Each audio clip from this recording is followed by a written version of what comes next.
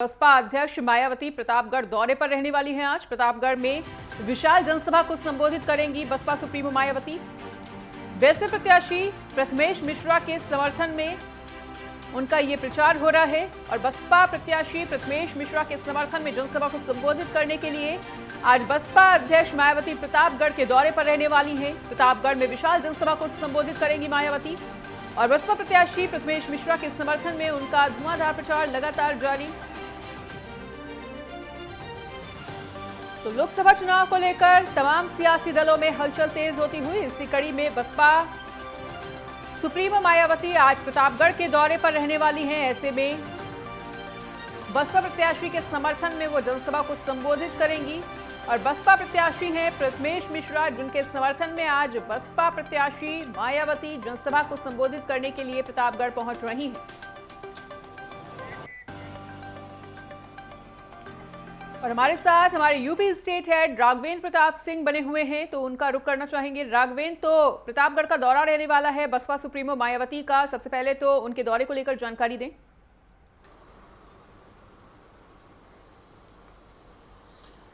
मनीषा, अगर हम मायावती के दौरे की बात कर लें प्रतापगढ़ की, तो मायावती वो नेता हैं उनका एक दलित खास वर्ग है जिसका वो वोट बैंक उनके साथ रहता है। पूर्व समय में ये वोट बैंक कांग्रेस के साथ था, फिर भारतीय जनता पार्टी के साथ शिफ्ट हुआ और उन्हीं दलित वोट बैंकों के आधार पे मायावती यहाँ उत्तर प्रदेश की कई बार मुख्यमंत्री भी रहीं। आज का ये दौरा अहम हो जाता है कि पूर्व मुख्यमंत्री मायावती ने जहाँ जहाँ भी अपने प्रत्याशी उतारे हैं, जाति समीकरणों को साधते हुए उन्होंने अपने प्रत्याशियों का चयन किया है और ये कहा जा सकता है कि हर जगह की लड़ाई को त्रिकोणीय बनाने का प्रयास मायावती ने किया है कि एक तरफा न देखे कि केवल दो पार्टियां ही लड़ रही हैं, इंडिया गठबंधन और एनडीए गठबंधन।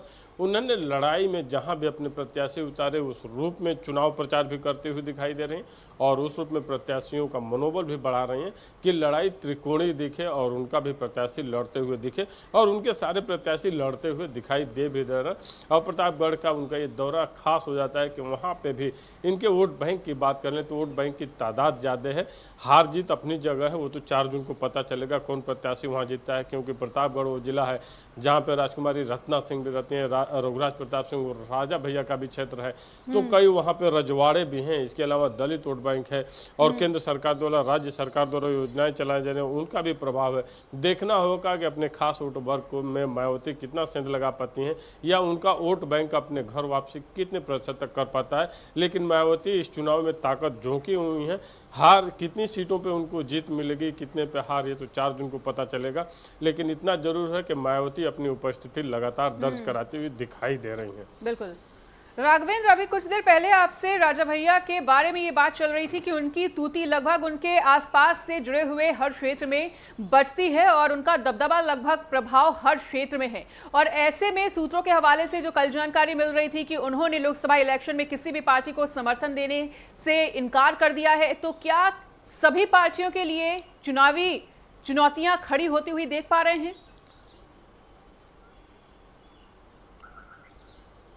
बिल्कुल मनीषा, रघुराज प्रताप सिंह उर्फ राजा भैया कुंडा से लगातार पहले निर्दलीय विधायक होते थे। उसके बाद से उन्होंने अपनी जनसत्ता दल बनाई और जनसत्ता दल के वो राष्ट्रीय अध्यक्ष हैं। 2 विधायक उनके हैं वर्तमान में।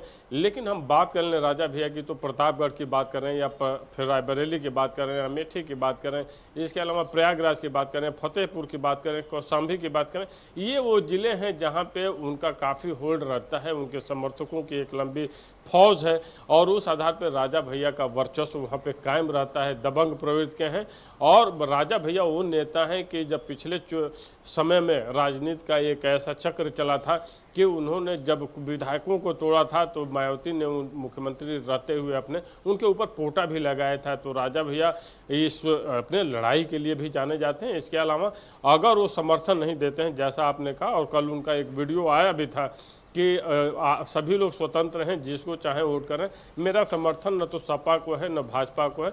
लेकिन अभी देखिए आज और कल में क्या होता है, क्योंकि पूर्व समय में धनंजय सिंह भी समर्थन नहीं देते थे, लेकिन आज वो देते हुए दिखाई दे रहे हैं। आज मनोज पांडे भी भारतीय जनता पार्टी के साथ हैं, अदिति सिंह भारतीय जनता पार्टी के साथ हैं। तो राजा भैया समर्थन देते हैं कि नहीं, ये तो समय बताएगा। हाँ, इतना जरूर है, अगर वो समर्थन नहीं देते हैं तो उनका जो वोट बैंक है वो किसके पास जाएगा ये देखना दिलचस्प होगा, क्योंकि प्रतापगढ़ क्षेत्र में उनका काफ़ी होल्ड रहता है और कुंडा जो कि उनका विधानसभा है और उस विधानसभा पे तो उनका बहुत ही ज़्यादा वर्चस्व रहता है। तो राजा भैया उत्तर प्रदेश की राजनीति में एक अलग अपनी छवि के लिए जाने जाते हैं, अपनी दबंगई के लिए जाने जाते हैं। और ऐसा माना जाता है कि एक समय ऐसा भी रहता था कि 20-25 विधायक उनके साथ, 30-35 विधायक हमेशा साथ रहते थे, जिस दल में कहें उस दल में चले जाते थे। अब देखना होगा कि प्रतापगढ़ की इस बार की राजनीति में, लोकसभा चुनाव में उनका इशारा किसकी तरफ होता है, उनका समर्थन किसको मिलता है। बिल्कुल राघवेंद्र, और जानकारी तो ये भी मिल रही थी कि लगातार तमाम पार्टियों ने उन्हें अपने पाले में लाने का भरसक प्रयास किया है। ऐसे में आज बसपा अध्यक्ष मायावती खुद प्रतापगढ़ के दौरे पर हैं, तो उनके दौरे के तो मायने समझना चाहेंगे ही, लेकिन अगर राजा भैया किसी भी पार्टी में अभी समर्थन देने से मना कर देते हैं तो खासकर कौशाम्बी की भी बात कर ले, क्योंकि सटा हुआ इलाका है, तो प्रतापगढ़ और कौशाम्बी में खेला किस तरह से बिगड़ता हुआ नजर आ सकता है? मनीषा, अगर हम राजा भैया की बात करें तो उनके सामने चुनौतियां बहुत हैं। रास्ते कौन से तय किए जाएं ये उनके लिए बहुत ही सोचनीय है कि चिंतनीय है, क्योंकि राजा भैया वो नेता हैं कि मायावती से उनकी खुली लड़ाई इस प्रदेश में देखने को मिली थी। राजा भैया वो नेता हैं कि मुलायम सिंह यादव मुख्यमंत्री बनने के बाद उनके ऊपर से पोटा हटाए, और राजा भैया वो नेता हैं कि उनके पिता उदय प्रताप सिंह संघ से अर्थात राष्ट्रीय स्वयंसेवक RSS से जुड़े हुए हैं।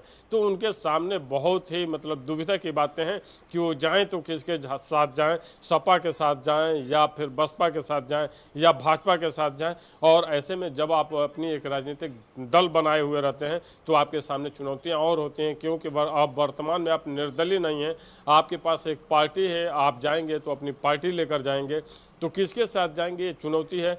क्योंकि पूर्व समय में देखा गया था जब विधानसभा का चुनाव था उत्तर प्रदेश में, तो अखिलेश यादव जब गए थे कुंडा प्रचार करने तो उन्होंने ताला लगाने की बात कही थी एक तरह से राजा भैया के कि यहाँ पे कुंडा में ताला लगेगा।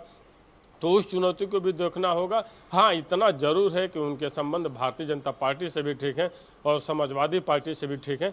बसपा में तो जाने का सवाल नहीं है। हाँ, इतना जरूर है कि राजा भैया का ये प्रयास जरूर हो सकता है कि जो बसपा प्रत्याशी हो उसको कम से कम वोट मिले, क्योंकि राजा भैया का जो वोटों का समीकरण है उनके पास हर जाति वर्ग का वोट है, क्योंकि वो हर साल गरीबों की सैकड़ों लड़कियों की शादी भी कराते हैं। अगर किसी के वहाँ जीवन मरण भी पड़ता है तो वहाँ राशन पहुँचाने से लेकर सारी सुविधाएं मुहैया कराते हैं। तो एक जनप्रिय नेता के रूप में उन्होंने अपनी पहचान बनाई है कुंडा में। ऐसे में देखना होगा कि आखिर उनका इशारा किधर होता है कि किसको समर्थन देना है। आज से कल में वो भी पिक्चर क्लियर हो जाएगी। पिक्चर क्लियर होने के बाद वहाँ का जो समीकरण है उसमें भी बदलाव देखने को मिल सकता है। ठीक है राघवेंद्र, जैसा कि अभी आपने ये तस्वीर तो क्लियर कर दी कि बसपा के साथ जाने की जो संभावनाएं हैं वो काफी ज्यादा कम हो जाती हैं, तो ऐसे में बसपा के लिए वहां पर बहुत ज्यादा चुनौती है और इसीलिए शायद आज खुद बसपा अध्यक्ष मायावती प्रतापगढ़ के दौरे पर हैं और वहां की जनता को साधने का प्रयास करती हुई नजर आने वाली हैं।